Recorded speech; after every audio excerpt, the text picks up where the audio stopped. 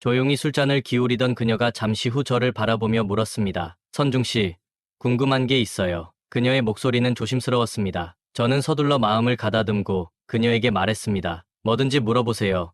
혜원 씨. 그녀는 진지한 표정으로 물었습니다. 선중 씨는 제가 너무 쉽게 다가간다고 생각하지 않아요? 그 질문에 잠시 당황했지만 곧 차분히 대답했습니다. 아니요, 절대 그렇게 생각하지 않아요. 오히려 이렇게 저와 시간을 보내주셔서 정말 감사해요. 혜원 씨가 저에게 얼마나 소중한지 몰라요. 그녀는 커다란 눈을 깜빡이며 저를 한참 바라보았습니다. 약간 감동한 듯 보였고 저도 진심으로 말했기에 그녀의 반응이 기뻤습니다. 사실 저도 선중 씨에게 말하고 싶은 게 있어요. 저는 선중 씨보다 나이도 많고 아이도 둘이나 있어요. 그런데도 선중 씨에게 마음이 가요. 제 얘기 좀 들어주실래요? 저는 고개를 끄덕이며 그녀의 말을 기다렸습니다. 그녀는 잠시 말을 멈추고 약간 슬픈 표정으로 다시 이야기를 이어갔습니다. 제 남편은 대형 건설사에서 일하는 현장 관리자예요. 주말 부부로 지내고 있고 그래서 평일에는 거의 집에 없어요. 저는 혼자 아이들을 키우다시피 했죠. 몇 년 전 우연히 그의 휴대폰에서 다른 여자와 주고받은 문자를 봤어요. 지금도 그 여자와 만나는 것 같아요. 주말에도 집에 잘 안 오고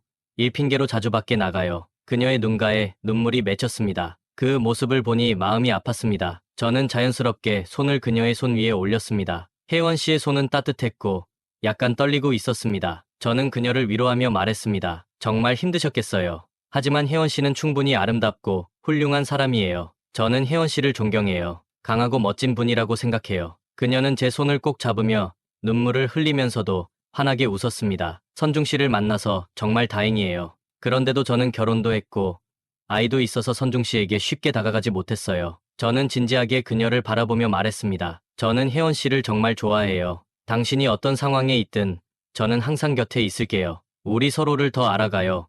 혜원 씨가 원한다면. 그녀는 제 말을 듣고 고개를 끄덕이며 다시 미소 지었습니다. 고마워요. 당신이 있어서 정말 다행이에요. 그 후 우리는 일식집에서 1시간 넘게 더 대화를 나누며 저녁을 즐겼습니다. 우리는 서로의 존재가 조금씩 더 깊어지는 것을 느꼈고 그날 저녁은 특별한 의미를 가진 시간이 되었습니다. 저는 점점 혜원 씨가 저에게 깊은 관심을 가지고 있다는 것을 느낄 수 있었고 그로 인해 저 또한 설레기 시작했습니다. 그러나 다음 단계로 어떻게 나아갈지 고민하던 중 혹시나 호텔에 가자고 제안하면 그녀가 놀랄까봐 조심스러웠습니다. 그래서 살짝 다른 제안을 해보았습니다. 오늘 저녁에 다른 일정 있으세요? 그녀는 고개를 저으며 미소를 지었습니다. 아니요.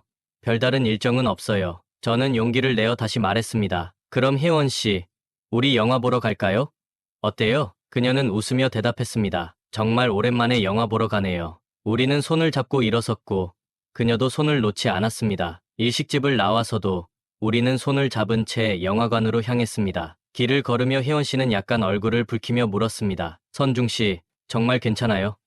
제가 당신보다 나이도 많고 아이도 둘이나 있는데도 제가 여전히 매력적으로 보여요? 저는 웃으며 대답했습니다. 혜원 씨는 제 마음속 여신이에요. 당신이 매력적이지 않은 순간은 한 번도 없었어요. 그녀는 얼굴이 빨개지며 저를 장난스럽게 팔을 꼬집고는 웃음을 터뜨렸습니다. 우리는 연인처럼 팔짱을 끼고 영화관에 들어갔습니다. 저는 키오스크에서 일부러 사람이 적은 영화를 골랐습니다. 예매하면서 그녀의 손을 잡고 있는 순간 내심 큰 기대감에 부풀었죠. 그러자 그녀가 속삭이듯 말했습니다. 우리 구석에 가서 앉아요. 눈에 띄지 않겠다는 생각이 들어 즉시 구석 자리로 티켓을 예약했습니다. 팝콘과 음료를 사서 상영관으로 들어갔습니다. 화요일 저녁이라 그런지 영화관은 한산했고 우리는 상영관 뒤쪽 구석에 앉아 영화가 시작되기를 기다렸습니다. 조용한 영화관에서 우리의 손은 여전히 맞잡혀 있었고 우리는 서로의 손을 놓지 않으면서 그 순간의 설렘을 만끽했습니다. 곧 상영관의 불이 꺼지고 칠흑 같은 어둠이 찾아왔습니다. 심장은 점점 더 빠르게 뛰기 시작했고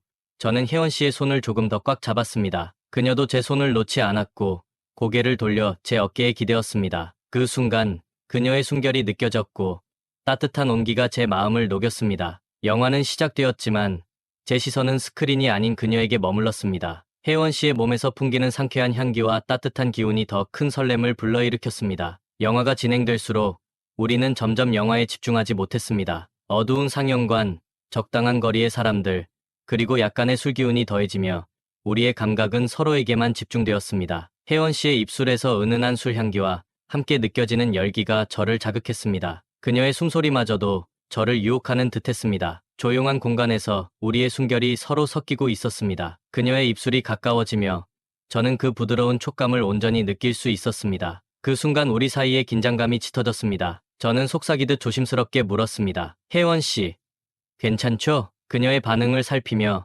천천히 손을 그녀의 허리로 가져갔습니다. 그녀의 눈빛이 살짝 흔들리더니 말없이 고개를 끄덕였습니다. 손끝에서 느껴지는 그녀의 따뜻함은 마치 전류가 흐르는 듯했고 우리의 숨소리는 점점 더 가까워졌습니다. 저는 그녀의 귀에 속삭였습니다. 혜원 씨, 당신을 원해요. 그녀는 대답 대신 저에게 더 가까이 다가왔습니다. 어둠 속에서 우리는 서로의 온기를 느끼며 가슴이 두근거리는 것을 감출 수 없었습니다. 서로의 손길이 점점 깊어지며 우리는 그 순간을 온전히 즐기며 뜨거운 사랑을 시작했습니다. 다른 사람들의 시선은 전혀 의식하지 않은 채 오직 서로의 존재만을 느끼며 우리의 숨결과 맥박은 하나가 되어가고 있었습니다. 영화가 진행되는 동안 우리는 그곳에서 하나가 되어가고 있었습니다. 그녀가 작게 속삭였습니다. 선중 씨, 우리 여기서 이러면 안 돼요. 하지만 저는 그녀의 눈을 바라보며 말했습니다. 당신이 너무 좋아요. 그녀는 저를 바라보며 미소 지었고 그 미소는 마치 저를 유혹하는 듯했습니다. 우리는 서로를 더 깊이 끌어안으며 그 순간만큼은 세상에 우리 둘밖에 없는 것처럼 모든 걸 잊고 그 열기를 즐겼습니다. 오픈된 공간에서 폭발하는 감정을 억누르며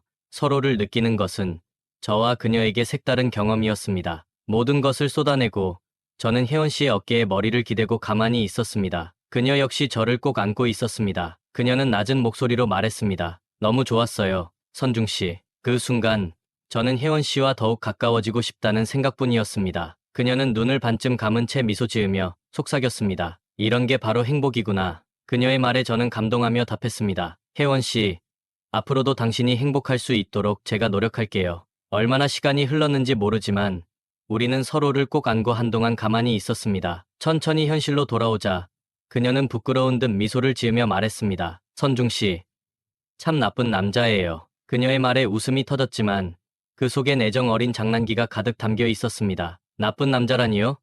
제가 장난스럽게 대답하자 그녀는 가볍게 제 어깨를 쳤습니다. 영화가 끝나고 우리는 손을 잡고 영화관을 나왔습니다. 문 앞에서 다른 관람객들이 우리를 보며 미소 지었고 우리는 그들이 우리를 어떻게 생각할지 눈치챌 수 있었습니다. 혜연 씨는 얼굴이 붉어졌지만 눈에는 행복함이 가득했습니다. 영화관을 나와 우리는 곧바로 지하철에 올라탔습니다. 지하철에 타자마자 혜원 씨는 제 옆에 바짝 붙어 앉았습니다. 저는 그녀의 손을 잡고 진심을 담아 말했습니다. 혜원 씨, 오늘 정말 즐거웠어요. 당신은 저에게 특별한 사람이에요. 그녀는 잠시 고개를 숙였다가 제 눈을 진지하게 바라보며 물었습니다. 선중 씨, 정말로 저를 좋아하세요?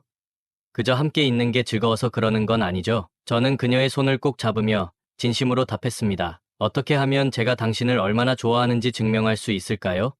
정말로 혜원 씨가 저에게 얼마나 특별한 사람인지 몰라요. 그녀는 제 말을 듣고 미소를 지으며 말했습니다. 알았어요. 선중 씨가 저를 좋아해 준다면 저도 언제나 선중 씨를 행복하게 해줄게요. 하지만 만약 어느 날 선중 씨가 저를 좋아하지 않게 된다면 저는 선중 씨를 놓아줄 거예요. 그녀의 말에 저는 진지하게 대답했습니다. 혜연 씨는 정말 제가 좋아하는 스타일이에요. 외모도 매력적이고 몸매도 훌륭하지만 무엇보다 똑똑하고 배려심이 깊은 사람이에요. 이런 사람이 제 여자친구라면 정말로 운이 좋다고 생각해요. 그녀는 고개를 끄덕이며 제 어깨에 머리를 기대고 조용히 말했습니다. 선중 씨, 고마워요. 이렇게 솔직하게 말해줘서 나도 선중 씨가 너무 좋아요. 선중 씨와 있으면 정말 행복해요. 그렇게 우리는 서로의 감정을 확인하며 지하철 안에서 오직 서로에게만 집중한 채 시간을 보냈습니다. 그 순간만큼은 외부의 시선도 현실도 신경 쓰지 않았습니다. 지하철이 목적지에 도착하자 우리는 손을 잡고 나와 버스를 타고 집으로 향했습니다. 이미 늦은 시간이라 버스 안에는 거의 사람이 없었고 우리는 자연스럽게 뒤쪽 좌석에 나란히 앉았습니다. 서로를 바라보며 미소 짓던 그 순간 우리는 설렘을 참지 못하고 키스를 나누었습니다. 그저 서로에 대한 감정에 충실하고 싶었기 때문이었습니다. 두 사람만의 작은 세상에서 우리는 모든 것을 잊고 달콤한 키스를 이어갔습니다. 그러나 그 달콤한 순간에 갑자기 혜원 씨의 휴대폰이 울렸습니다. 그녀의 아들이었습니다. 엄마, 언제 와? 아들의 목소리를 듣자 혜원 씨는 목소리를 차분하게 낮추며 대답했습니다. 곧 도착해 집에서 기다리고 있어. 알겠지? 혜원 씨는 부드럽게 대화를 마무리했고 우리는 아쉬운 마음을 감추며 버스가 도착하자 각자의 집으로 향했습니다. 그녀가 뒷모습을 보이며 걸어가는 모습에 저는 행복을 느꼈습니다. 손을 흔들며 인사하는 그녀의 모습은 마치 꿈만 같았습니다. 집으로 돌아와도 피곤함은 전혀 느껴지지 않았습니다. 대신 그녀의 웃음과 향기가 계속 떠올라 마음 한구석에 허전함이 스며들었습니다. 더 가까워지고 싶은 마음이 들었죠. 저는 샤워를 마치고 침대 시트를 정리한 후 소파에 앉아 저녁에 행복한 시간을 곱씹고 있었습니다. 그때 갑자기 전화가 울렸습니다. 그녀였습니다. 여보세요, 혜원 씨.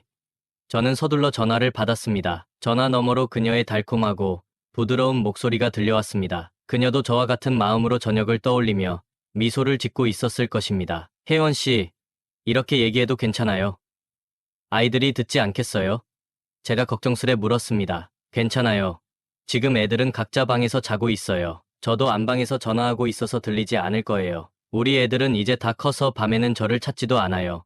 혜원 씨는 조용한 목소리로 답했습니다. 그 말을 듣고 안심한 저는 한결 편안한 마음으로 그녀와 이야기를 나누기 시작했습니다. 우리는 그날 있었던 일과 서로의 느낌에 대해 이야기하며 웃음을 나눴습니다. 시간이 흐르는 줄도 모르고 대화를 이어갔습니다. 그날 밤, 우리는 꿈속에서도 서로를 찾았습니다. 현실과 꿈의 경계가 흐려지며 우리는 오직 서로에게만 집중한 채 하루를 마무리했습니다. 그 후 우리는 자연스럽게 연인이 되었지만 혜원 씨가 유부녀라는 사실 때문에 우리의 관계는 더욱 신중할 수밖에 없었습니다. 그녀는 이미 이혼을 준비하고 있었고 남편의 귀책 사유를 입증할 증거를 모으고 있었습니다. 그래서 우리는 버스 정류장에서조차 작은 행동 하나에도 조심해야 했습니다. 작은 오해 하나가 모든 것을 엉클어지게 만들 수 있었기 때문이죠. 우리는 주로 평일 점심시간에 몰래 만나거나 저녁에 조용한 시간을 함께 보내곤 했습니다. 아무도 눈치채지 못하게 하면서도 서로의 존재를 확인하며 행복을 느꼈습니다. 때로는 시간이 허락할 때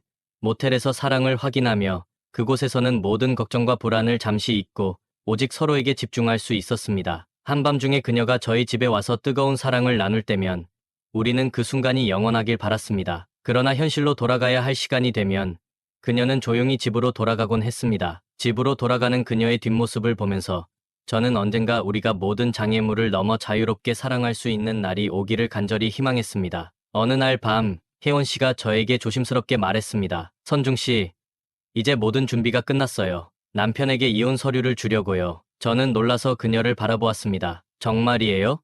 드디어 결심한 거예요? 그녀는 고개를 끄덕이며 조용히 말했습니다. 네, 더 이상 미룰 수 없어요. 아이들을 위해서라도, 그리고 나 자신을 위해서라도 이 결정을 해야겠어요. 그동안 모은 증거도 충분하고, 이제 남편도 더 이상 변명할 수 없을 거예요. 저는 그녀의 손을 꼭 잡으며 말했습니다. 혜원 씨, 당신이 원하는 모든 것을 도와줄게요. 언제든 필요하면 말해요. 항상 당신 곁에 있을게요. 그녀는 고개를 끄덕이며 제 손을 꼭 잡고 고마워요, 선중 씨. 당신이 있어서 정말 다행이에요. 라고 말했습니다. 며칠 후 그녀는 남편에게 이혼 서류를 건넸습니다. 남편은 처음에는 당황했지만 혜원 씨가 모아둔 증거를 보며 더 이상 부인할 수 없었습니다. 그는 무겁게 한숨을 쉬며 말했습니다. 정말 이혼할 거야? 그녀는 단호하게 대답했습니다. 그래요.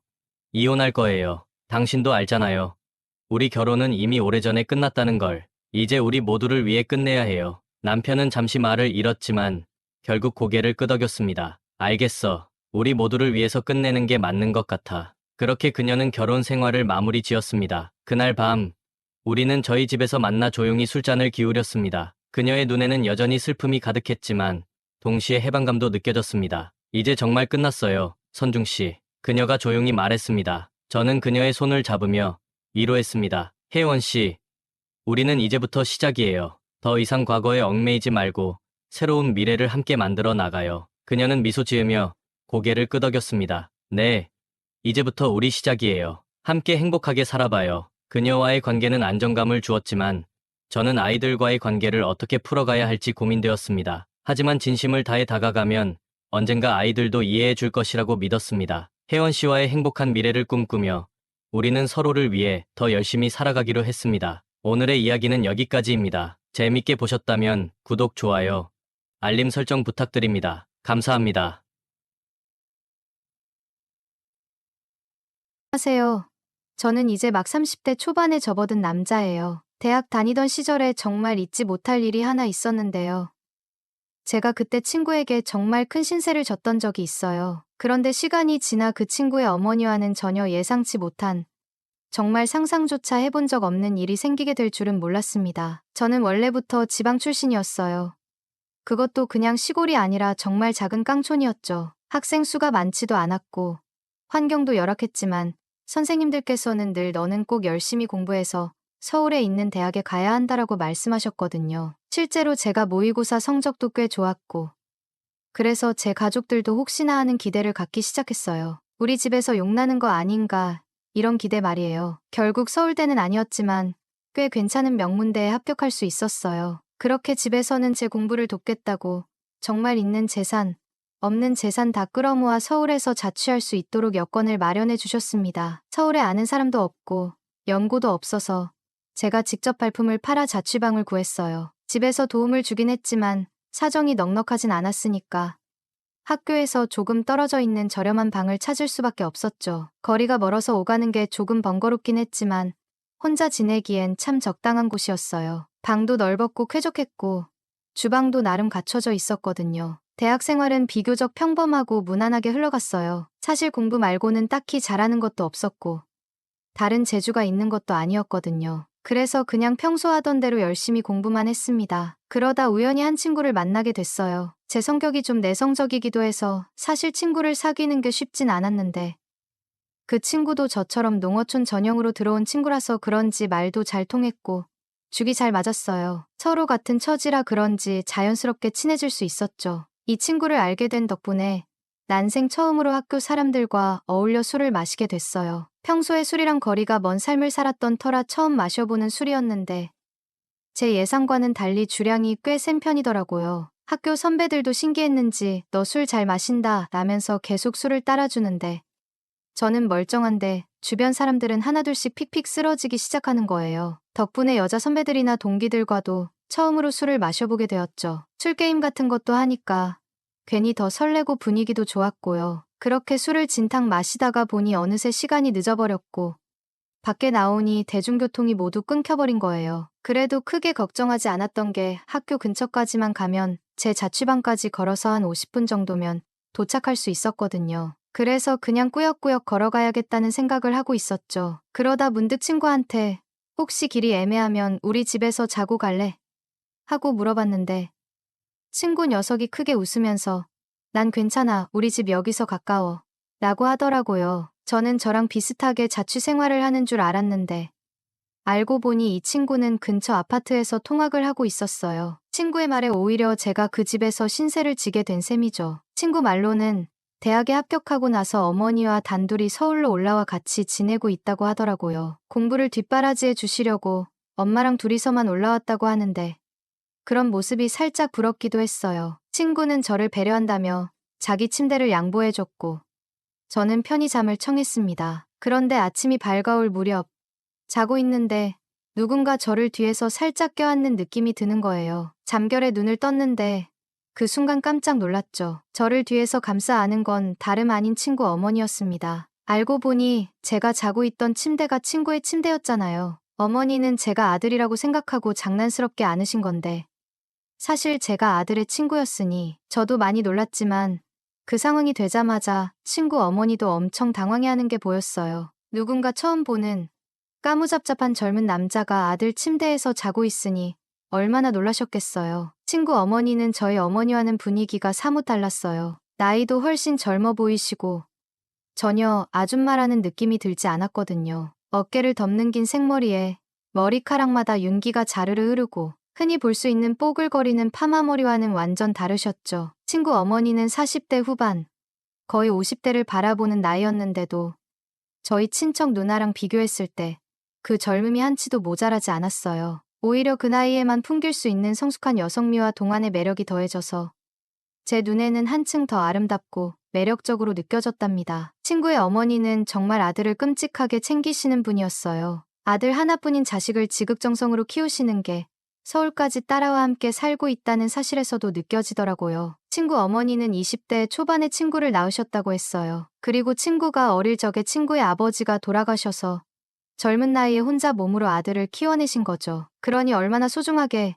애지중지하면서 키웠을지 굳이 말하지 않아도 눈에 보이는 것 같았어요. 친구를 향한 그 사랑이 절로 느껴지더라고요. 그렇게 아침에 잠시 웃지 못할 해프닝이 있긴 했지만 그날 친구 어머니께서 말씀하시길 이 친구가 고향에 있을 때부터 서울로 올라오고 나서까지 집에 친구를 데려온 건 제가 처음이라고 하시더라고요. 그래서인지 저를 참 좋게 봐주셨던 것 같아요. 덕분에 자연스럽게 학교 수업을 마치면 친구 집으로 발길이 자주 향하게 됐어요. 학교랑도 더 가까우니까 시간도 절약되고 무엇보다 친구 어머니의 음식 솜씨가 정말 좋았거든요. 같이 저녁도 먹고 그러다 보니 식비도 절약되고 여러모로 좋았어요. 어쩌다 한 번씩 집에서 직접 만든 따뜻한 집밥을 먹게 되면 그 맛이 얼마나 감동적이었는지 몰라요. 그리고 사실 처음 친구 어머니를 뵈었을 때부터 어쩐지 친구보다 그분과 더 친해지고 싶다는 생각이 들었어요. 이런 감정이 처음이기도 했고 어쩌면 그분이 저희 어머니와는 완전히 다른 느낌이었기에 더 그랬는지도 모르겠어요. 자연스레 마음이 끌려서 자주 친구 집에 들러 시간을 보내는 게 제게는 은근히 설레는 일상이 되어버렸습니다. 하지만 그때는 몰랐어요. 친구 어머니의 미모에 제가 정신을 못 차리고 있었지만 어느 순간부터 셋이서 이렇게 같이 시간을 보내고 있으면 어머니가 친구를 바라보는 그 눈빛이 조금 이상하다는 생각이 들기 시작했어요. 마치 아들을 바라보는 게 아니라 그 이상의 무언가로 바라보는 것처럼 느껴지는 순간들이 있었거든요. 제가 은근슬쩍 어머니를 계속해서 쳐다봤기 때문에 그 시선이 남다르다는 걸 눈치챌 수밖에 없었죠. 아무리 요즘 어머니들이 젊은 감각을 가지고 있고 개방적이라고 해도 저희 어머니는 저를 아침에 그토록 강렬하게 껴안으며 깨워준 적이 없었거든요. 장난으로 아침잠을 깨우려던 거라고 하기에는 그때의 느낌이 너무 진했어요. 그래서 처음엔 별거 아니라고 생각하려고 했지만 계속 머릿속에서 그 장면이 떠오르고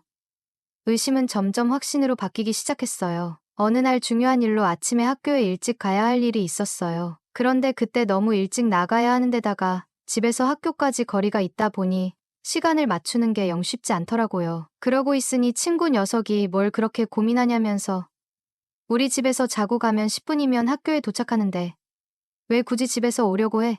라며 하루 자고 가라고 하는 거예요. 게다가 마침 친구는 그날 밤을 새고 아침에 일찍 돌아올 예정이라서 집에 없을 거고 친구 어머니도 마침 고향에 볼 일이 있어서 내려가셔서 그날 집이 비어 있다는 거죠. 그러니 걱정 말라면서 현관 비밀번호까지 흔쾌히 알려줬어요. 그래서 저녁 늦게 친구 집으로 갔습니다. 친구 말처럼 집은 조용하고 텅 비어 있었어요. 배가 조금 고프긴 했지만 아무리 친구가 오라고 했다고 해도 남의 집에 들어와 밥까지 해먹는 건 아닌 것 같더라고요. 그래서 간단하게 씻고 그냥 일찍 잠을 자려고 했어요. 왠지 모르게 그날은 평소와 다른 긴장감이 흐르는 것 같았지만 그저 피곤했던 탓에 빨리 잠들어야겠다는 생각만 들었습니다. 달콤한 잠에 한참 빠져 있었는데 갑자기 이불 속으로 무언가 파고드는 느낌이 들더라고요. 반쯤 잠에서 깬 채로 그 느낌을 느꼈는데 어둠 속에 비치는 실루엣만 봐도 이게 친구가 아닌 건 단번에 알 수 있었어요. 어깨까지 내려오는 긴 머리, 이건 친구의 어머니라는 걸 알아차리는 데에는 한순간이었죠. 그 모습은 제가 매일같이 바라보고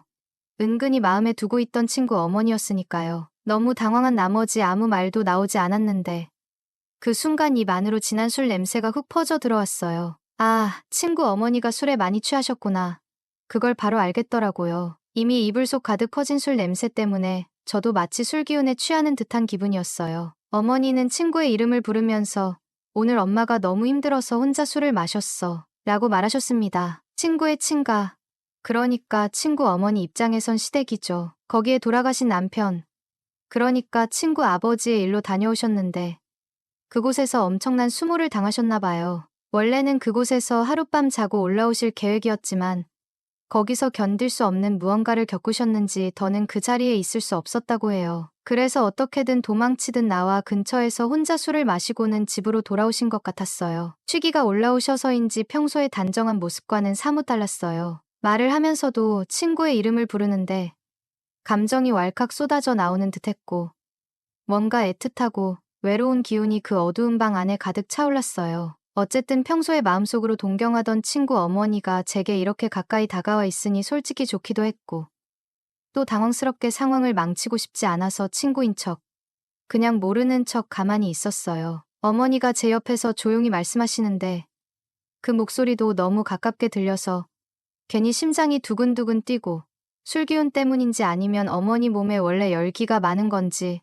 점점 안쪽이 뜨거워지는 느낌이 들더라고요. 하지만 그런 열기에도 불구하고 저는 몸이 얼어붙은 것처럼 굳어 있었고 긴장해서 그런지 오히려 한기가 느껴질 정도로 온몸이 떨렸어요. 그렇게 한참 동안 친구 어머니가 하소연하듯 넋두리를 하셨어요. 이런저런 이야기를 하다가 결국엔 술 기운을 이기지 못하고 제 옆에서 잠이 드시더라고요. 상황이 일단락된 듯 했지만 문제는 어머니가 제 옆으로 깊숙이 파고드신 탓에 제가 조금이라도 움직이면 그 순간 어머니가 깰 수도 있을 것 같았어요. 그런데 만약 이 상황에서 친구 침대에 있는 게 아들이 아니라 저라는 걸 깨닫게 된다면 그게 오히려 일이 더 크게 번지지 않을까 싶어서 숨죽이고 꼼짝도 하지 않았어요. 어떻게 해야 할지 한참 고민하는 동안 저도 모르게 피곤했던 건지 아니면 어머니의 따뜻한 온기가 좋아서였는지 결국 스르르 잠이 들고 말았어요. 그렇게 함께 잠들어 있다가 어느새 아침이 밝았는데 친구 어머니가 눈을 뜨자마자 옆에 누워있는 제가 아들이 아니라는 걸 깨닫고 깜짝 놀라시더니 괴성을 지르며 일어나시는 거예요. 저도 갑작스러운 상황에 크게 놀랐고 뭐라 말을 해야 할지도 몰라서 그냥 가만히 있었는데 친구 어머니가 오히려 당황하며 아이고, 내가 큰 실수를 했다라며 제게 사과를 하시는 거예요. 저는 속으로 이렇게 예쁜 분한테 사과를 받다니 감사할 따름이었지만 차마 그 말을 입 밖에 꺼낼 수 없어서 조용히 있었어요. 친구 어머니는 이어서 부탁하듯 말씀하셨죠. 오늘 일은 비밀로 해줘요. 집에 들어왔던 것도 친구에게 말하지 말라시더라고요. 무슨 일이 있었던 게 친구에게 의심을 사는 것보다도 아버지 일로 고향에 다녀온 후에 그냥 집에 바로 돌아와 버린 걸 알면 친구가 싫어할 것 같아서 그런 것 같았어요. 저야 뭐 그 부탁을 지킬 수밖에 없었죠. 그 뒤로도 친구와는 별다른 문제 없이 잘 지냈어요. 친구 어머니도 그날 일을 전혀 티 내지 않으시고 평소처럼 자연스럽게 대해주셨어요. 오히려 제가 괜히 친구와 친구, 어머니가 같이 있는 자리에서 혼자 불편해하고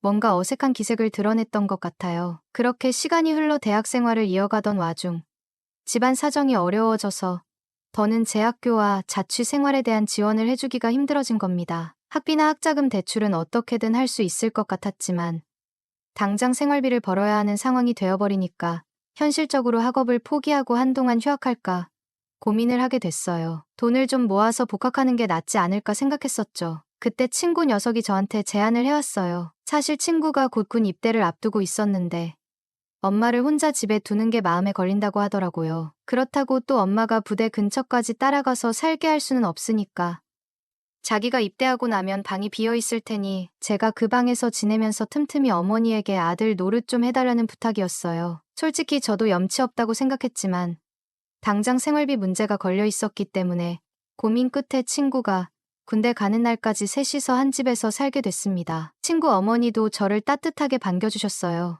그날의 일은 비밀로 묻어둔 상태라서 그 부분에 대해선 전혀 언급하지 않으셨죠. 덕분에 저도 불편한 기색을 드러내지 않고 지낼 수 있었어요. 그리고 마침내 친구가 입대하던 날 셋이서 함께 논산훈련소까지 갔습니다. 친구와 어머니의 마지막 시간이라 저도 어떻게 말을 해야 할지 몰라서 조용히 지켜만 봤어요. 그런데 친구가 입대를 하고 나서 돌아오는 길부터 어머니가 정말 슬프게 우시기 시작하시는 거예요. 집에 돌아와서도 계속 눈물을 흘리시고 어찌나 서럽게 우시는지 옆에서 말을 건네기가 어려울 정도였어요. 저는 어찌할 바를 모르고 어머니 곁에 앉아 있다가 이게 다들 가는 군대니까 너무 걱정하지 마시라고 친구도 거기서 잘 적응하고 씩씩하게 지낼 테니 너무 염려하지 말라며 토닥여 드렸어요. 어머니가 눈물을 닦아가면서 그래 너의 말이 맞다 하시긴 했지만 마음 한편에는 여전히 걱정과 외로움이 가득해 보였어요. 친구 어머니는 제 어깨에 기대서 한참 동안 울고 나서 지치셨는지 결국 마른 눈물을 삼키며 한동안 가만히 계셨어요. 친구가 저한테 아들 노릇 좀 해달라며 부탁했던 게 생각나서 제가 그래도 어느 정도는 역할을 해야겠다 싶어 어머니를 조심스럽게 부축해서 침실로 안내해드렸어요. 일단 푹 주무시면 좀 나아지실 거예요. 그렇게 말씀드리며 어머니를 침대에 뉘어드리고는 방을 나가려고 하는데 갑자기 친구 어머니가 제 팔을 꼭 잡으시는 거예요. 아들 없는 집에 혼자 있으면 너무 외로워서 잠들 수가 없어. 하시면서 그날 그때처럼 제가 곁에 있어달라고 하시는 거죠. 그 말에 한순간 망설였지만 사실 저도 그날의 기억은 좋은 추억으로만 남아 있었거든요. 그래서 못 이기는 척 어머니 곁에 침대 속으로 들어갔어요. 어머니 옆에 누워서 어깨를 토닥여 드리는데 그 손끝의 감촉이 저도 모르게 부드러워졌고 어머니의 얼굴이 제 품으로 파고들며 둘 사이의 거리가 점점 가까워지더라고요. 그렇게 처음엔 위로의 마음으로 서로를 감싸던 손길과 시선이 자연스럽게 더 가까워졌고, 그날 밤, 친구가 입대하던 첫날이자 저희 둘만 아는 비밀스러운 이야기가 조용히 시작되었습니다. 그 이야기는 친구에게는 차마 말할 수 없는, 말해서도 안 되는 은밀한 추억으로 남게 되었죠. 처음 시작할 때는 정말 망설였지만 막상 시작하고 나니까 걷잡을 수 없더라고요. 예전에 꽁트 같은 거 보면 신혼부부가 서로 눈만 마주쳐도 불꽃이 튄다는 이야기가 있잖아요. 그게 괜한 농담이 아니었어요. 저도 그때 정말 그런 상황이었으니까요. 하루에도 몇 번씩 서로를 갈망하는 게 너무나 자연스러워졌고, 때로는 그 정도가 우스울 정도로 잦았어요. 어떤 날은 친구 어머니가 아예 일도 나가지 않고, 저도 대학교 전공 수업을 빠진 채로 둘이서 하루 종일 집에만 있었던 적도 있어요. 말 그대로 쉴 새 없이 사랑을 나누면서 말이죠. 밥 먹는 시간도 아깝다는 생각이 들어서 그냥 물만 마시면서 뜨거운 시간을 보냈던 적도 있었어요. 그렇게 하루하루 정말 몸이 남아나지 않을 정도로 서로를 열정적으로 즐겼죠. 그리고 시간이 흘러 친구가 입대한 지 한 5개월쯤 지났을 때 드디어 첫 휴가가 나왔습니다. 친구가 군대에 가더니 오히려 얼굴이 더 밝아 보이더라고요. 새까맣게 햇빛에 그을린 얼굴로 휴가를 나왔다고 문을 열고 들어오는데 예전보다 훨씬 건강해진 모습이었어요. 몰라볼 정도로 생기가 넘쳤죠. 저와 친구 어머니는 그 5개월 동안 마치 부부처럼 지냈지만 막상 자기 아들이 오니까 친구 어머니는 아무래도 저보다는 아들에게 더 신경을 쓰시더라고요. 그런 모습을 보면서도 질투가 나지는 않았어요. 그저 그때만큼은 친구와 어머니가 오랜만에 만나는 시간을 마음껏 누리게 두고 싶었어요. 오랜만에 나온 친구가 저랑 술 한잔하고 싶다고 해서 함께 술을 마시러 나갔어요. 분위기가 무르익을 무렵 친구가 슬쩍 저한테 묻더라고요. 우리 엄마 아들 노릇 잘하고 있냐? 순간 당황스러워서 얼버무리면서 그럼 잘하고 있지라고 대답했죠. 그런데 친구가 뭔가 의미심장한 말을 꺼내더라고요. 우리 엄마가 아버지 돌아가시고 나서 외로움을 많이 타시거든. 너는 죄책감 가질 거 하나도 없어. 우리 엄마를 위해서 최선을 다해줘. 그때 깨달았어요. 친구는 이미 제가 그분과 어떤 관계가 되었는지 알고 있었던 거죠. 오히려 제가 그 역할을 하기 전에는 친구가 직접 어머니를 챙겨드리고 있었던 거예요. 친구는 저보다 더 오래전부터 그분의 외로움과 아픔을 알고 있었고, 그걸 채워주려고 했던 거였어요. 사실 이런 게 효도라는 이름으로 포장될 수 있는 건가 싶기도 하고, 너무 엇나가 버린 게 아닌가 하는 생각도 들었어요. 친구는 제 생각을 알아차렸는지 이렇게 말하더군요. 나도 이게 옳지 않은 거라는 거 알아. 하지만 이제 너가 있으니까 나는 조금 더 마음이 편해졌어. 죄책감이 덜해진달까. 그리고 친구는 이렇게 덧붙였어요. 사실 너가 우리 엄마를 이성적으로 좋아한다는 거 다 눈치챘거든. 그래서 내가 우리 엄마를 잘 챙겨줄 수 있을 거라고 믿었어. 너한테 이런 부탁을 하는 것도 내 마음이 다 보여서 그랬던 거야. 친구는 진지한 눈빛으로 앞으로도 자기가 전역하고 나서도 학업에 전념할 계획이라며. 그러니까 어머니는 너한테 계속 부탁할게. 우리 엄마 잘 부탁해. 하고 말했어요. 그 순간 뭔가 말로는 표현할 수 없는 복잡한 감정이 올라왔지만 친구의 진심 어린 부탁에 어떻게든 대답하지 않을 수 없었죠. 그렇게 저는 친구의 어머니를 위해 계속 그 자리를 지키기로 했어요. 친구에게도 그리고 친구 어머니에게도 말하지 못할 비밀이 더 깊어지기 시작했던 거죠. 그때 정말 머릿속이 복잡해지면서 수많은 생각이 스쳐 지나갔어요. 그전까지는 그저 자연스럽게 흘러가고 있다고 생각했는데 그 순간 깨달았죠. 사실 저는 정말 엉망진창인 상황에 얽혀버린 거였고 이렇게 망가져버린 게 후회스럽기도 했어요. 하지만 당장 현실을 생각하니 어쩔 수 없었죠. 아직 졸업도 해야 하고 생활비를 감당할 여력도 없었기 때문에 결국 이건 친구 어머니의 외로움을 풀어주는 노동의 대가다라고 생각하며 스스로를 다독였어요. 그리고 시간이 흘러 제가 대학을 졸업할 때쯤 친구가 전역을 하게 되었어요. 그때부터는 정말 모든 걸 원래대로 돌려놓는 게 가장 올바른 선택이라는 생각이 강하게 들더라고요. 그래서 친구가 집에 돌아온 그날, 저는 마음을 단단히 먹고 조용히 짐을 챙겨 그 집을 나왔습니다. 친구는 제가 갑자기 떠나려 하니까 이러는 게 어딨냐 하며 불만을 터뜨렸어요. 친구 어머니도 많이 아쉬워했죠. 하지만 어떻게 생각해도 그때는 제가 그 집을 떠나고 일상으로 돌아가는 게 맞는 것 같았어요. 그동안 여러 가지로 복잡했던 감정들을 정리하면서 지금이라도 원래대로 돌아가는 게 서로를 위해서 가장 나은 선택이라는 생각이 들었던 거죠. 친구는 계속 저를 붙잡으려 했지만 저는 그저 조용히 이제는 내 갈 길을 가야 할 것 같아 라고만 말하고 나왔습니다. 결국 저는 대학을 졸업하고 나서 모든 걸 잊어버리려는 듯 군 입대를 선택했어요. 도피하듯이 군대로 들어가서 친구와도 자연스레 연락이 끊기게 됐고요. 지금은 솔직히 그 친구가 어떻게 지내는지도 살아있는지조차도 모르겠네요. 물론 마음만 먹으면 친구를 찾아볼 방법이야 얼마든지 있겠지만 그러다가 괜히 이제는 60이 다 되어갈 친구 어머니와 다시 얽히게 될까봐 그러고 싶지는 않아요. 그때의 기억은 기억으로만 남겨두고 싶은 마음이 더 크니까요. 이렇게 제 이야기를 끝까지 들어주셔서 감사합니다. 한동안 마음에 담아둔 걸 털어놓으니 조금은 후련해지네요. 저는 48세 남자이고 인천에 살고 있어요. 착하고 이해심 많은 아내와 살고 있는데 잠시 아내 자랑을 하자면 대화가 잘 통합니다. 우선 제 말을 끝까지 잘 들어줘요. 그리고 말을 참 예쁘게 한다는 장점이 있어요. 저는 아내와 이야기하는 시간이 참 좋습니다. 그런 아내와 딸, 아들 하나씩 낳고 살고 있어요. 저는 어릴 때 지방에서 자랐고 부모님은 농사를 지으셨어요. 저희 동네에는 큰 강이 있었고 집 앞에는 작은 도랑이 흐르고 있었어요. 어릴 때부터 낚시를 무척 좋아했죠. 비가 온 뒤 도랑에 물이 차오르면 친구들과 함께 물에 뛰어들어 헤엄치며 놀았던 기억이 아직도 생생해요. 낚시를 할 때면 친구들이 물가에 앉아 하염없이 기다리는 게 뭐가 재밌냐고 핀잔을 주곤 했지만 저는 낚시대를 던져놓고 입질이 오길 기다리는 그 시간이 정말 좋았어요. 한 번도 지루하다고 생각한 적이 없었죠. 물고기를 무서워하는 친구들도 있었지만 저는 전혀 무섭지 않았어요. 오히려 잡힌 물고기를 보고 기뻐하곤 했죠. 지금은 회사에서 금요일까지 근무를 하고 있어요. 주말이 되면 아내에게 허락을 받고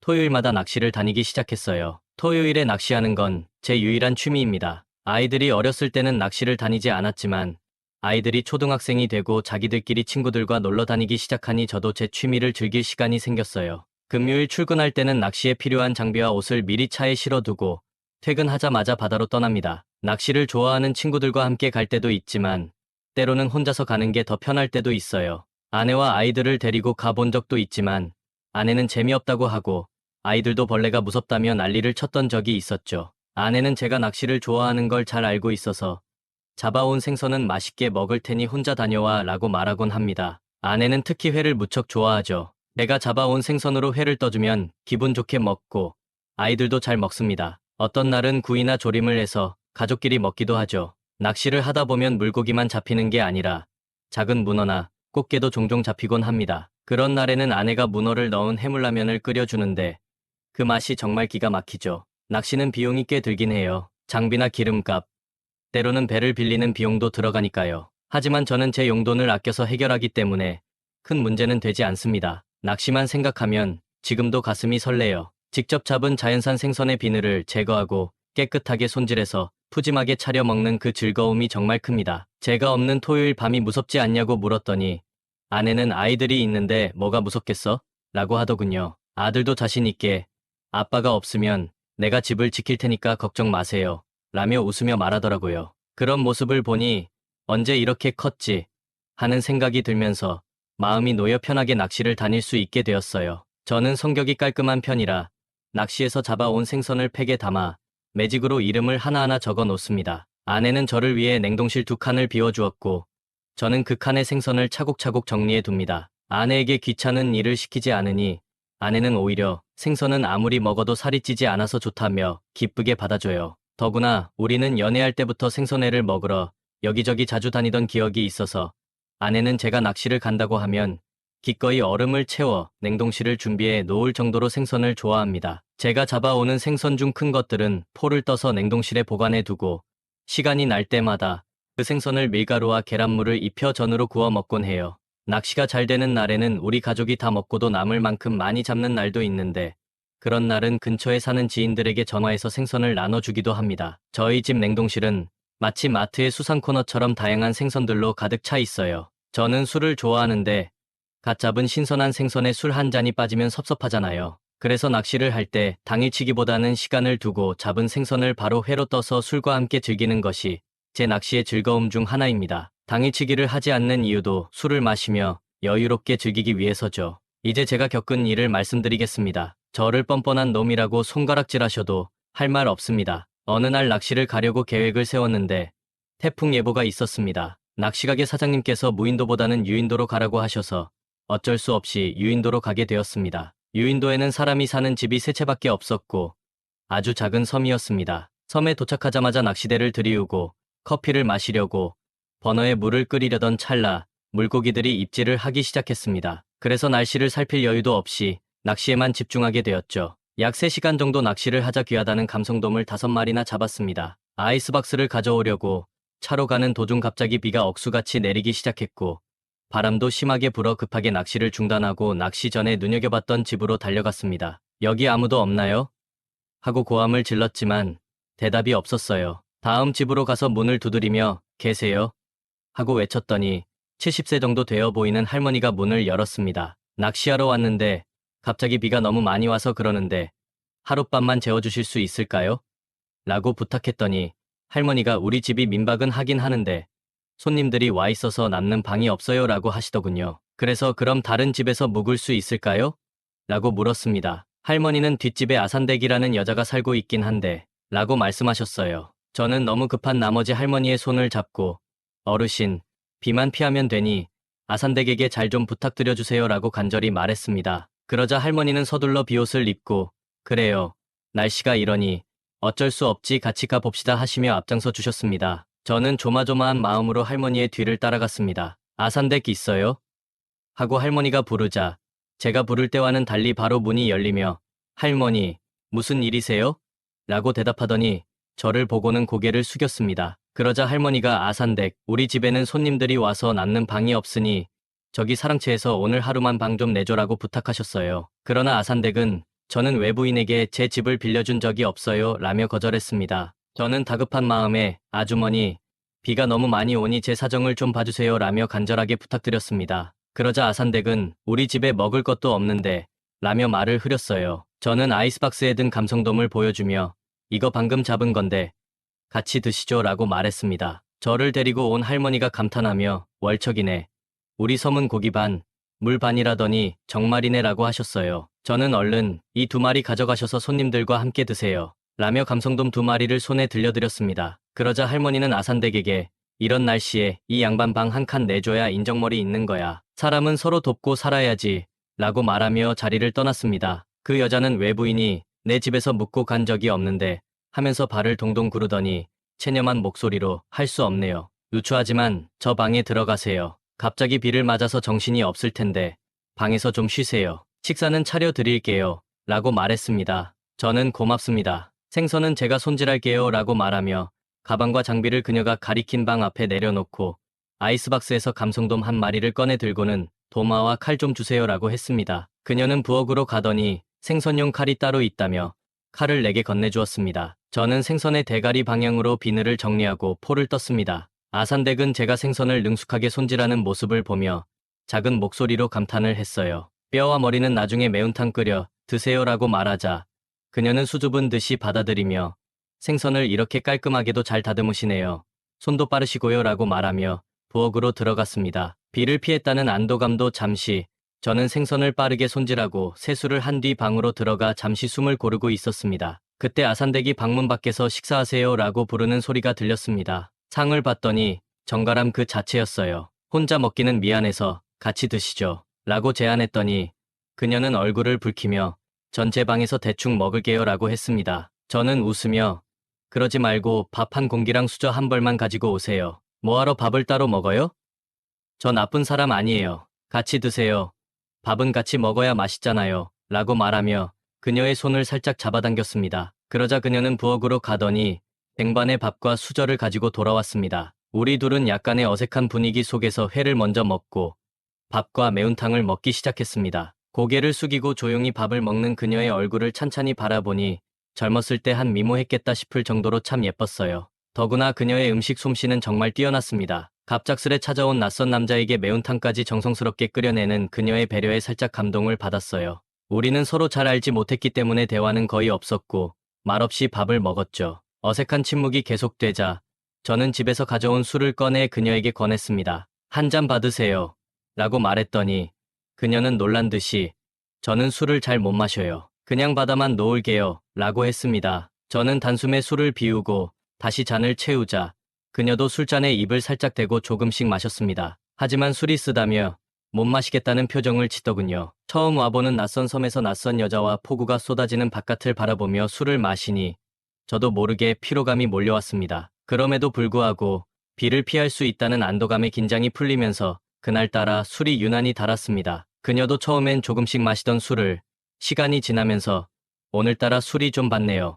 라며 제법 잘 받아 마시기 시작했습니다. 형광등 불빛 아래에서 그녀의 얼굴을 바라보니 발그스름한 그녀의 볼이 무척 아름다워 보였습니다. 그 순간 그녀는 내게 은인처럼 느껴졌고 이제는 내가 그녀에게 보답할 차례라고 생각했어요. 하지만 섣불리 행동하지 않고 적당한 기회를 엿보고 있었습니다. 그때 그녀가 자기 이야기를 시작했습니다. 그녀는 이 섬에서 나고 자란 남편과 결혼했다고 했어요. 지금은 새 집밖에 남지 않았지만 예전에는 아이들을 키울 때 사람도 꽤 많았다고 하더군요. 그런데 남편은 어느 날 배를 타고 나갔다가 약속한 시간이 지나도 돌아오지 않았습니다. 결국 해경에 신고했고 수색을 했지만 결과는 절망적이었어요. 남편이 탄 배가 전복되었고 시신조차 찾지 못했다고 합니다. 그녀는 그런 일을 겪고 나서 우울증에 시달리며 요즘도 우울증 약을 복용하고 있다고 했어요. 그 약이 없으면 잠을 제대로 잘 수 없다고 하더군요. 남편 없이 이 섬에서 살아가는 것이 무의미하게 느껴지지만 다른 도시로 이사할 여유도 없어서 답답한 상황이라고 털어놨습니다. 다행히 그녀의 아들은 잘 자라 대학에 다니고 있다고 했어요. 그녀는 갯벌에 나가 낙지나 조개를 잡아 팔아서 육지에 있는 아들의 유학 비용을 마련했다고 합니다. 그 이야기를 들으니 그녀가 이 섬에서 살아가는데 얼마나 많은 어려움이 있었는지 느껴졌어요. 그녀는 오늘따라 말 상대가 있어서 너무 좋다고 했습니다. 처음 보는 사람에게 자신의 이야기를 하니 조금 부끄럽다며 웃었어요. 오늘 사랑채에서 편히 주무세요 라며 방을 나가려고 할 때 저는 그녀의 손목을 붙잡았습니다. 오늘 너무 잘 먹었어요. 오늘은 외롭게 두고 싶지 않네요. 라고 말하자 그녀는 당황한 듯 손을 빼려 하며 이러시면 안 돼요 라고 했습니다. 저는 오늘은 같이 있고 싶어요. 라고 말했습니다. 그녀는 체념한 듯한 표정으로 문을 잠그고 불을 껐습니다. 그녀가 불을 끈 것은 허락한다는 의미라고 생각했어요. 우리는 세찬 빗소리를 들으며 본능에 몸을 맡긴 채 온몸이 땀에 젖을 때까지 그녀와 함께 뜨거운 시간을 보냈습니다. 잠시 숨을 고르고 있는데 그녀가 제 손을 잡았습니다. 그녀의 손길을 보니 이대로는 아쉽다는 신호처럼 느껴졌습니다. 그래서 우리는 한 번 더 서로에게 깊이 빠져들었죠. 두 번째 시간이 끝났을 때 그녀는 높은 톤으로 소리를 내었고 이내 눈물을 흘렸습니다. 저는 팔베개를 해주고 그녀의 머리를 쓰다듬어 주며 위로했습니다. 그녀는 한많고 외로운 인생이지만 오늘은 꽉 찬 느낌이에요. 라며 눈물을 흘렸습니다. 그런 그녀를 외면할 수 없다는 생각이 들었습니다. 저는 낚시를 올 때 항상 현금을 넉넉히 가지고 다닙니다. 그녀에게 보답하기 위해 돈을 그녀의 바지 주머니에 넣어주며 오늘 밥도 차려주시고 너무 고마웠어요. 정말 감사해요 라고 인사했습니다. 그녀는 무슨 돈을 주시냐며 이러지 않아도 된다며 한사코 거절하고 돈을 다시 제게 돌려주려 했지만 저는 다시 그녀의 주머니에 넣어 주었습니다. 우리는 함께 한 방에서 잠이 들었고 눈이 부셔서 눈을 뜨니 어느새 아침이 되어 있었습니다. 언제 비가 왔냐는 듯이 날씨는 맑아졌습니다. 그녀는 어제 맛보지 못했던 새로운 반찬을 정성스럽게 차려주었고 그 손맛이 정말 훌륭했습니다. 그녀는 누구를 위해 밥을 차리는 게 자신의 큰 낙이라고 했어요. 이렇게 마음씨가 고운 그녀를 어떻게 외롭게 내버려 둘 수 있을까 하는 생각이 들었습니다. 아침밥을 먹고 난 뒤 배를 타기 전까지 우리는 이별을 해야 한다는 아쉬움을 달래기 위해 또다시 격렬하게 사랑을 나눴고 절정에 이르러서는 참고 있었던 그녀의 소리가 터져나오고 있었습니다. 우리는 그렇게 행복한 시간을 보냈습니다. 제가 섬을 떠나는 배에 오르자 그녀는 아쉬운 표정으로 저를 바라보며 인사를 건넸습니다. 그 후로 저는 매달 2번씩 그녀가 사는 섬으로 낚시를 갔습니다. 그녀는 늘 저를 반갑게 맞아주었고 이제는 그녀가 사는 마을 사람들도 제가 그녀의 집에서 머무는 것을 당연하게 받아들이는 듯했습니다. 섬에 갈 때마다 저는 맛있는 음식을 사서 두 집에 나눠드리곤 했습니다. 그러면 그분들도 자신들이 잡아둔 생선을 저에게 나눠주니 굳이 낚시를 하지 않아도 되고 여유로운 시간이 생기면 그녀와 방에서 온종일 즐거운 시간을 보낼 수 있었습니다. 지금까지 저희 이야기를 들어주셔서 감사합니다. 안녕하세요.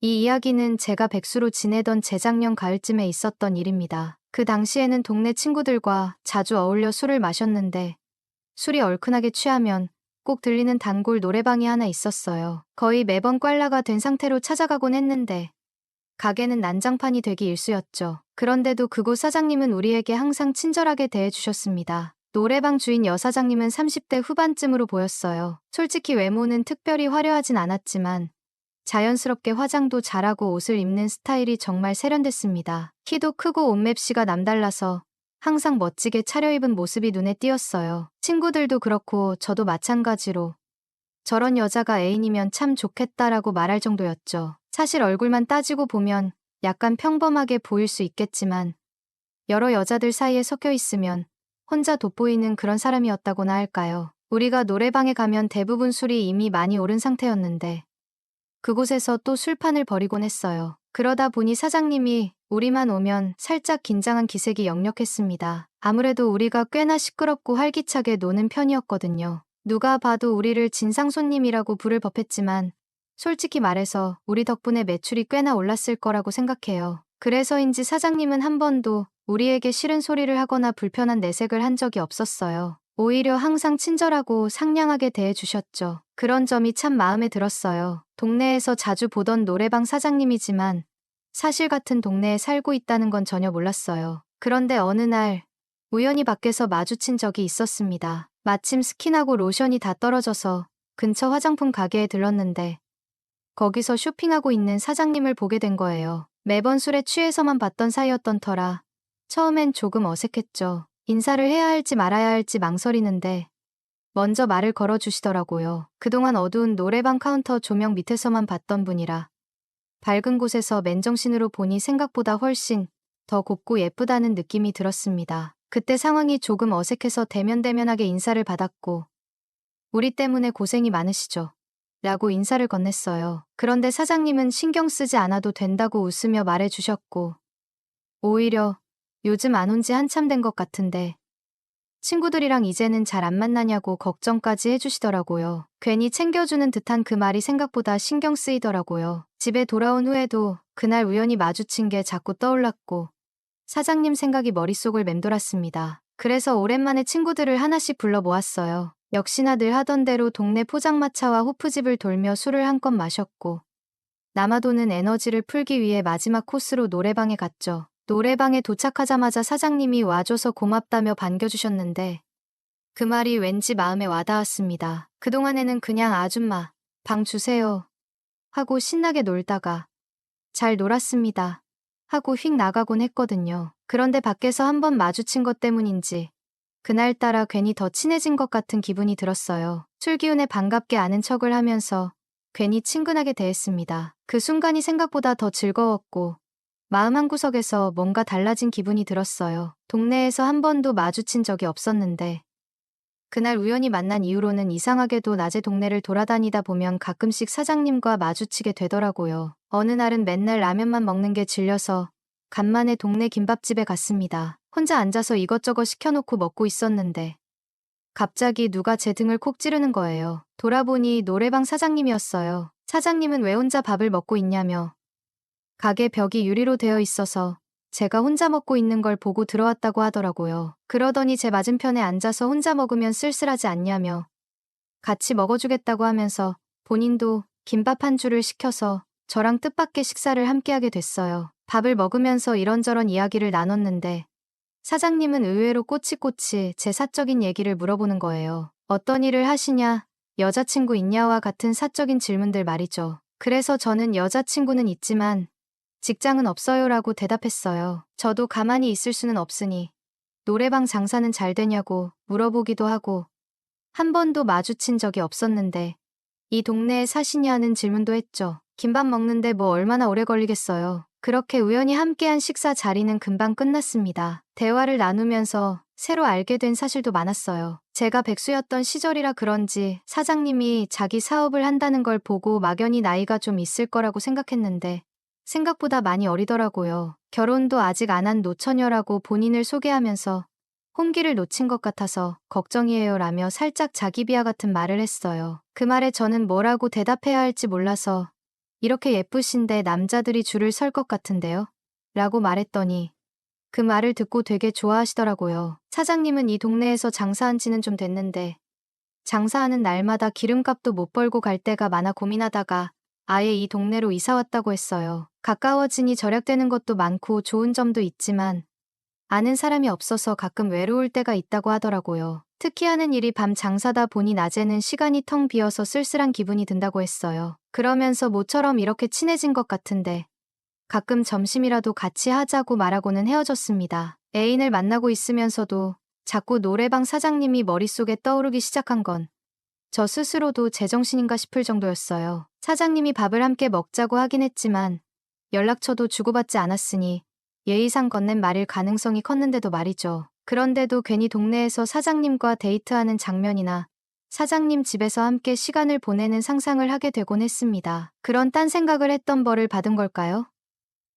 그 무렵 사소한 이유로 여자친구와 이별하게 되었어요. 그때 여자친구를 꽤나 좋아했었는지 아니면 그냥 이별한 티를 내고 싶었던 건지 몰라도 이별 후 꽤나 힘든 시간을 보냈습니다. 몇 번이나 연락해서 미안하다고 사과하고 다시 만나면 안 되겠냐고 애원했지만 이미 여자친구에게는 새로운 남자가 생긴 상황이었어요. 결국 환승 이별을 당한 셈이었고 그런 사실도 모르고 바보같이 매달렸다는 생각에 더욱 괴로웠죠. 친구들은 그런 저를 위로해 준답시고 이별 후에는 술로 풀어야지라며 제 이별을 핑계로 술자리를 마련했습니다. 사실 마음이 꿀꿀했고 술이라도 마셔야 정신을 차릴 수 있을 것 같았어요. 그래서 친구들과 함께 술로 우울한 기분을 달랬습니다. 그날은 정말 미친 듯이 술을 마셨어요. 친구들도 위로해 준답시고 술을 나발 불며 함께 마셨는데 이건 좀 지나치다 싶을 정도로 취했죠. 평소처럼 마지막 코스로 노래방에 가서 술자리에 대미를 장식하는 게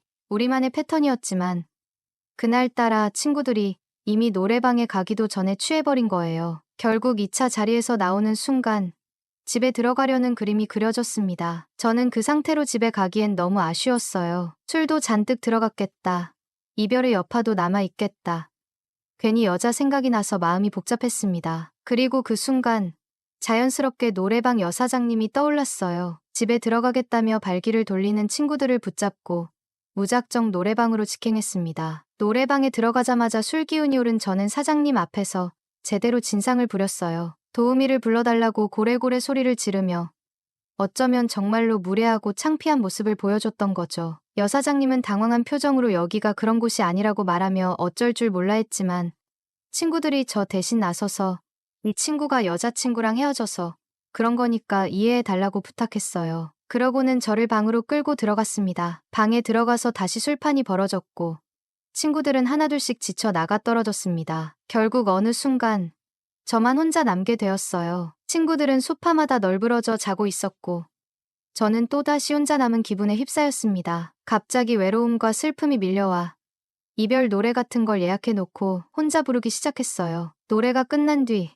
술이 더 필요하겠다 싶어서 술병을 집어들다가 그만 놓쳐서 바닥에 깨트리고 말았습니다. 처음엔 그냥 놔둘까 싶었지만 친구들이 다 뻗어있는 상태라 위험할 것 같아서 카운터로 가서 사장님에게 죄송하다고 사과하며 빗자루를 달라고 했어요. 사장님은 자기가 치워주겠다며 방으로 따라 들어왔습니다. 방 안은 제가 쏟아버린 술로 바닥이 흥건했고 친구들은 여기저기 뻗어 자고 있었습니다. 그런 광경에 사장님은 조금 놀란 듯 했지만 웃음을 띠며 괜찮다고 말했습니다. 그 웃는 얼굴이 그날따라 유난히 예뻐 보였고 그 순간 가슴이 두근거리기 시작했죠. 어느 정도 난장판이 정리되고 청소도구를 챙겨 방을 나가는 사장님을 따라가면서 다시 한번 죄송하다고 사과했습니다. 그러자 사장님은 저를 가만히 바라보더니 마음이 힘들 텐데 도우미도 못 불러줘서 미안하다고 오히려 사과를 했습니다. 손사래를 치면서 아니라고 제가 술을 많이 취해서 진상 부려서 죄송하다고 사과하는데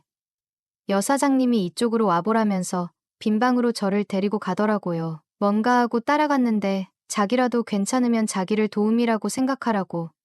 어차피 새벽도 늦고 해서 가게 문도 잠궈놨고 심심하던 차였으니 같이 놀자고 하는데 술 기운이 확 달아날 정도로 떨렸습니다. 자기는 지금부터 도움이라면서 제 옆에 바짝 붙어 앉아서 제 잔에 술도 채워주고 하는데 거기서 아무런 생각이 안 드는 남자가 어디 있겠습니까? 저도 사장님한테 술을 따라주면서 같이 신나게 놀기 시작했어요. 혼자서는 이별 노래를 불렀는데 예쁜 여사장님이 옆에 있으니 듀엣 노래도 부르고 신나는 노래를 불렀습니다. 그러다가 실수로 예약한 잔잔한 노래가 시작이 되어서 취소를 하려고 했는데 사장님이 자기가 좋아하는 노래라면서 블루스나 한번 추자고 제 손을 잡아 이끄는데 너무 설레이더라고요. 그녀의 허리에 손을 올리고 밀착해서 춤을 추는데 저희 소중이도 기분이 좋았는지 반응을 하더라고요. 연상의 노처녀라고 했지만 그 순간만큼은 헤어진 여자친구보다 훨씬 예쁘고 애교 많고 저를 위해주는 최고의 여자가 따로 없었습니다. 누가 먼저다 할 것 없이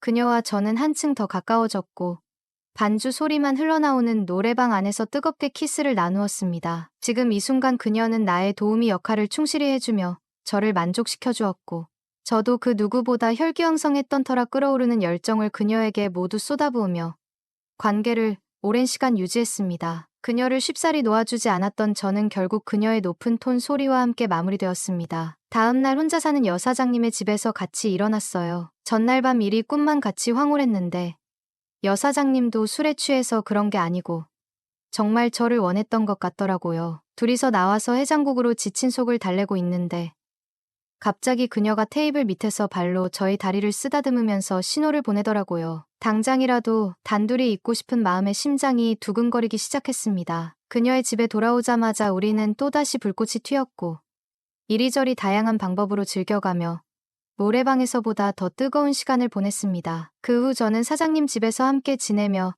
마치 부부처럼 시간을 보냈습니다. 친구들에게는 이 사실을 비밀로 하고 친구들과 노래방에 갔을 때는 서로 모르는 척하며 지냈어요. 어느 정도 시간이 흐르고 친구들이 취해서 분위기가 무르익으면 몰래 빠져나와서 처음 그때처럼 그 빈 방에서 둘만의 뜨거운 시간을 보내곤 했습니다. 한동안 저는 그녀에게 깊이 빠져 있었습니다. 하지만 이후 제가 취직을 하면서 이사를 가게 되자 결국 어쩔 수 없이 헤어져야만 했습니다. 초반 몇 개월 동안은 연락도 자주 주고받으며 지냈지만 아무래도 물리적인 거리가 멀어지니 만남이 점점 힘들어졌어요. 그렇게 시간이 흐르면서 자연스럽게 연락도 뜸해지고 결국 완전히 멀어지게 되었습니다. 얼마 전 친구들을 만나러 동네에 간 적이 있었는데 요즘 시국 탓인지 노래방은 문을 닫은 상태였습니다. 전화번호는 바뀌지 않은 것 같은데 연락을 해보기엔 조금 그래서 그냥 그렇게 그녀를 가슴에 묻어두기로 했습니다. 그래도 그녀와 함께 보냈던 시간들이 생각나면 여전히 그리움이 밀려오곤 합니다. 그때의 기억들이 쉽게 잊히지는 않네요. 지금까지 제 이야기를 들어주셔서 감사합니다.